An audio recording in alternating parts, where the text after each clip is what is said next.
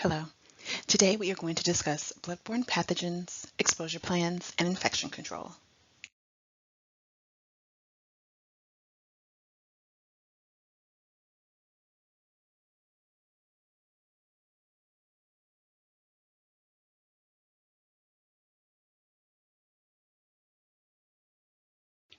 According to the Center for Disease Control, 5.6 million healthcare workers in the U.S. face exposure to bloodborne pathogens every day. Exposure to infectious materials is a part of your job, but so is protecting yourself and others from the potential diseases pathogen exposure can bring. A pathogen is something that causes disease. Germs that can have a long-lasting presence in human blood and disease in humans are called bloodborne pathogens. The most common and dangerous germs spread through blood are hepatitis B virus and hepatitis C virus. These viruses can cause infections and liver damage. And also the human immunodeficiency virus, also known as HIV. While HIV, HBV, and HCV are the best known bloodborne pathogens, you should also know that there are more than 20 other pathogens transmitted through the blood. Another common bloodborne pathogen includes syphilis. You can be infected with HBV, HCV, or HIV if you are stuck with a needle or other sharp object that has touched the blood or bodily fluids of a person who has one of these infections. These infections can also spread if infected blood or bloody bodily fluids touch mucous membranes or an open sore or cut. Mucous membranes are the moist parts of your body, such as your eyes, nose, and mouth. These particular diseases live in blood, but can cause a dramatic range of symptoms affecting every organ in the body. For instance, the hepatitis virus causes liver inflammation, fever, jaundice, weakness, and in some cases can be fatal. They can be chronic or acute as well. Some are lifelong diseases that flare up, and some are short-term and go away completely once cured.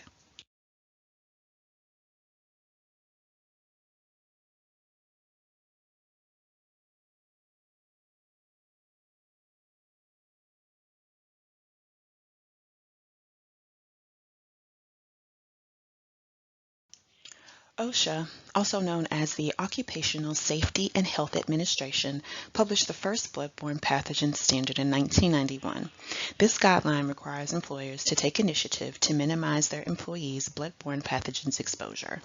The OSHA bloodborne pathogen standard makes it mandatory for employees to do the following. Create a written exposure control plan that's updated each year. Enforce the use of universal protocol. Provide individual protective equipment like eye protection, gloves, gowns, and masks. Provide free hepatitis B vaccinations to workers within 10 days of assignment. Provide free post-exposure exams per the CDC guidelines after any occupational exposure accident for employees. Educate employees about hazards via bloodborne pathogen training, signage, and labels. Document injuries and maintain the medical records for injured employees.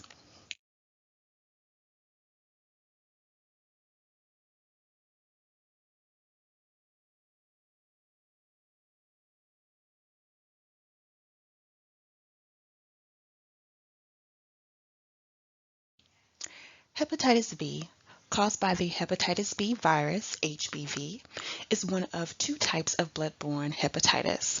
Hepatitis is an inflammation of the liver. Hepatitis B comes in two forms: acute, in which infection lasts up to 6 months before complete recovery, and chronic, in which the infection lingers for over 6 months. An HBV infection can be a lifelong struggle for people with a compromised immune system. The symptoms of hepatitis B include joint pain, abdominal discomfort, nausea, vomiting, weakness, fatigue, a decrease in appetite and/or weight loss, fever, dark-colored urine, and jaundice. If the condition is chronic, long-term inflammation and damage can lead to liver cancer, liver failure, or cirrhosis. There are two reasons hepatitis B is so dangerous to healthcare workers. First, it's highly infectious, with an estimated 6 to 30% chance of infection after only a single needle stick. Second, because most people don't get symptoms until 1 to 4 months in, and young children may not get symptoms at all. Your patients may not know they are infected. There is a vaccine to prevent HBV infection, but there is no cure once infected.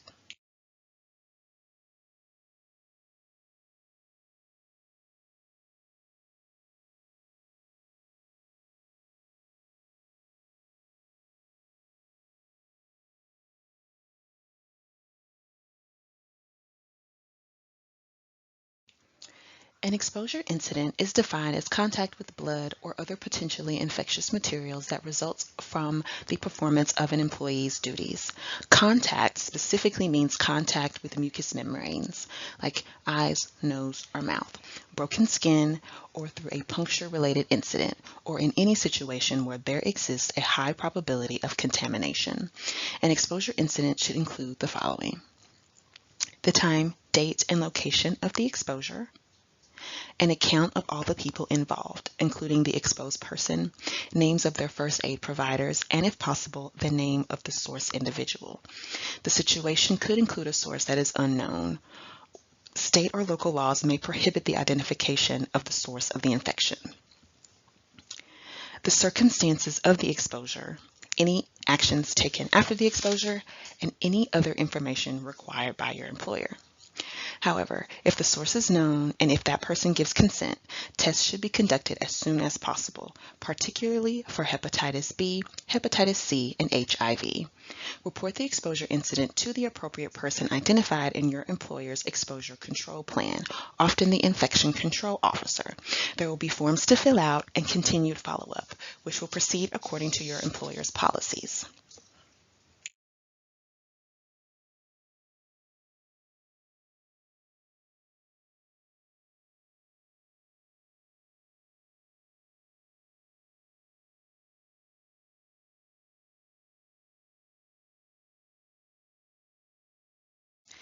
It is important to understand what the hazards of bloodborne pathogens are and what preventative measures you can take to protect yourself from exposure.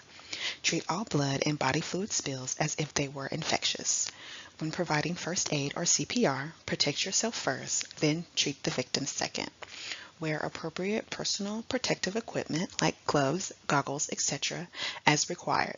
Contain spills immediately, then clean up and disinfect the area. Clean up contaminated broken glass with tongs, forceps, or a brush and dustpan. Never use your hands, even if protected with gloves. Handle all trash as if it contains sharps and/or infectious items. When removing contaminated clothing, carefully turn inside out as it is removed to contain contaminants. Dispose in appropriately labeled bags or containers. After removing personal protective equipment, wash hands or other affected body parts with soap and warm water. Vigorously scrub all areas to remove all potentially infectious contamination. Place all potentially infectious materials in contaminated items and closable containers or bags. The bags must be color-coded, usually red, and are marked with a biohazard label.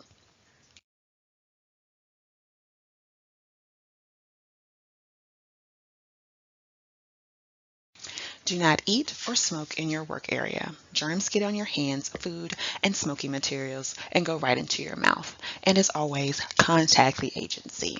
Proper hand washing is the most effective way to prevent the spread of infections. Don't be afraid to remind friends, family, and healthcare providers to wash their hands before getting close to you. Other steps healthcare workers can take include covering coughs and sneezes, staying up to date with vaccinations, using gloves, masks, and protective clothing, having tissues and hand cleaners available, and following the infection control plan when dealing with blood or contaminated items.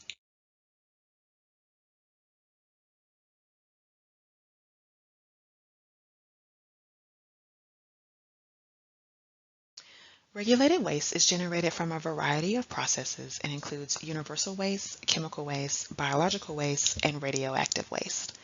All have strict regulations concerning their collection, treatment, storage, and disposal. Regulated waste is strictly forbidden from being thrown into the regular trash or disposed of down the drain.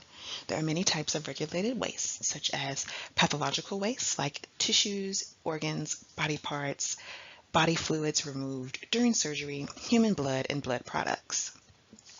There is microbiological waste, like cultures and stocks of infectious agents, such as laboratory samples.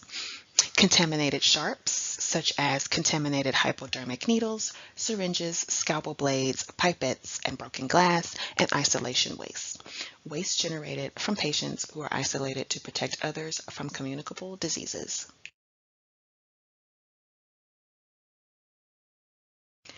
According to OSHA, proper medical waste disposal must be placed in containers which are A.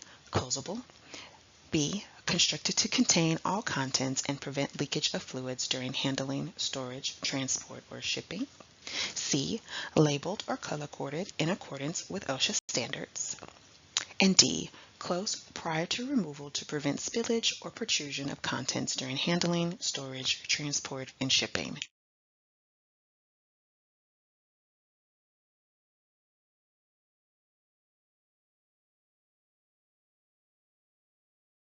We as caregivers are not allowed to perform injections or withdrawal of blood from the client. Always wear PPE, such as gloves, masks, gowns, or eye protection when interacting with your client. Some ADLs will bring you in contact with bodily fluids. Please use universal precautions at all times. Here are some recommendations to prevent the spread of infection.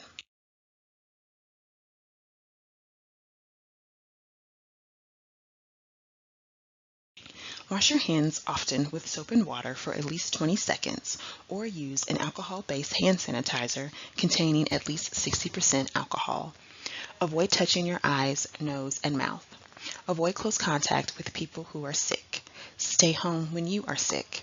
Cover your cough or sneeze, then wash your hands. Clean and disinfect objects and surfaces you touch often.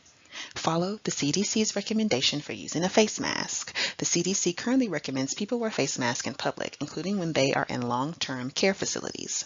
Face masks should also be used by people who are showing symptoms to prevent the spread to others, and healthcare workers and others caring for someone with a respiratory disease.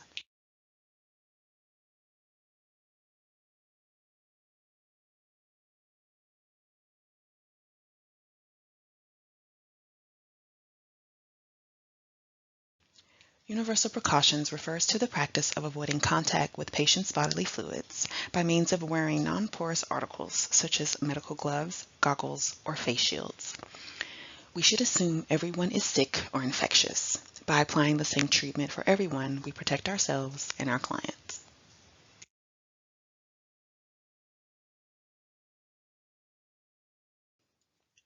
Let's review.